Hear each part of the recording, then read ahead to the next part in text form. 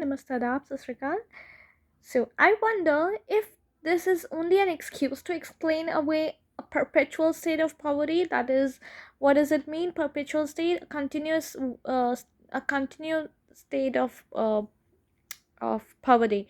Now, talking about, I remember a story. A man from Udupi once told me, as a young boy, he would go to school past an old temple and where his father was a priest. So we get to see how we are talking about the infrastructure now, and we are talking about the temple and how his father was a priest. He would stop briefly at the temple and pray for a pair of shoes. That means a pair of shoes also meant a big fortune, a massive, a mammoth thing for him. 30 years later, I visited his town and the temple, which was now drowned in an air of dissolution. That is, dissolution is when something is not looked properly or adequately or proficiently. In the backyard, where lived the new priest, there were red and white plastic chairs. A young boy dressed in a grey uniform, wearing socks and shoes, arrived panting and threw his school bag on a folding bed. Looking at the boy, I remembered the prayer another boy had made to the goddess when he had finally got a pair of shoes. Let me never lose them.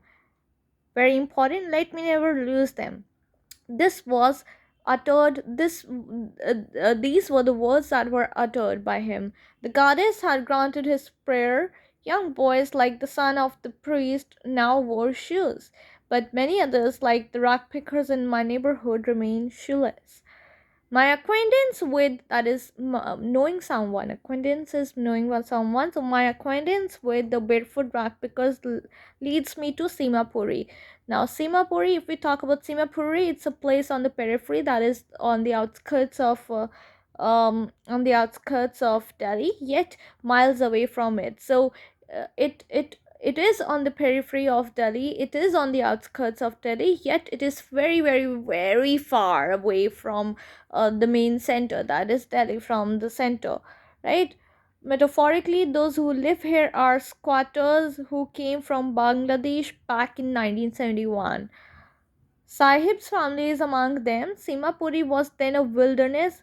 It still is, but it is no longer empty. In structures of mud with roof of tin and tarpaulin, devoid of sewage, drainage, and running water, live 10,000 rag pickers. They have lived here for more than 30 years without an identity, without permits, but with Indian ration cards that get their names on voters' lists and enable them to buy a grain.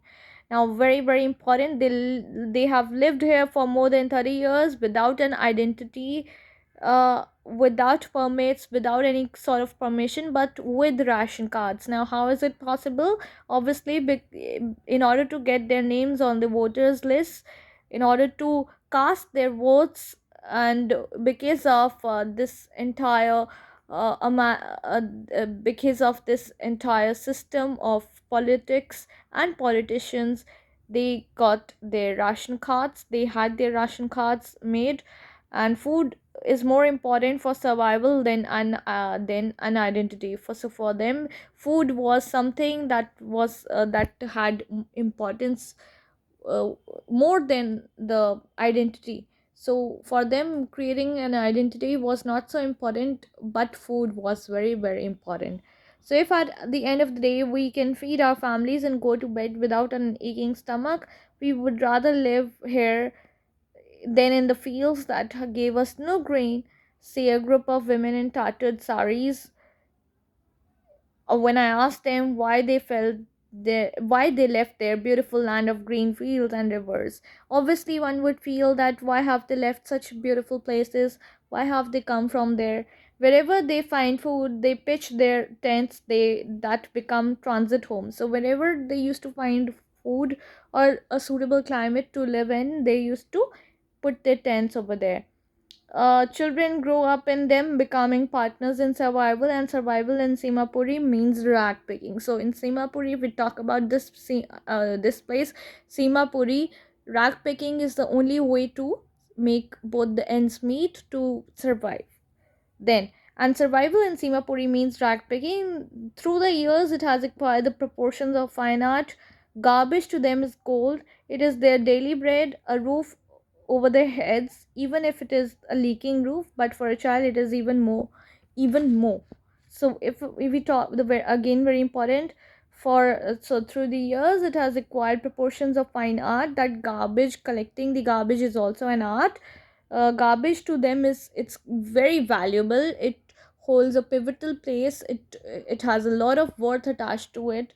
To them garbage is gold, and it is their daily bread from which they earn a living, a roof over their heads, even if it is a leaking roof, but still it acts as a kind of a roof. But for a child it is even more.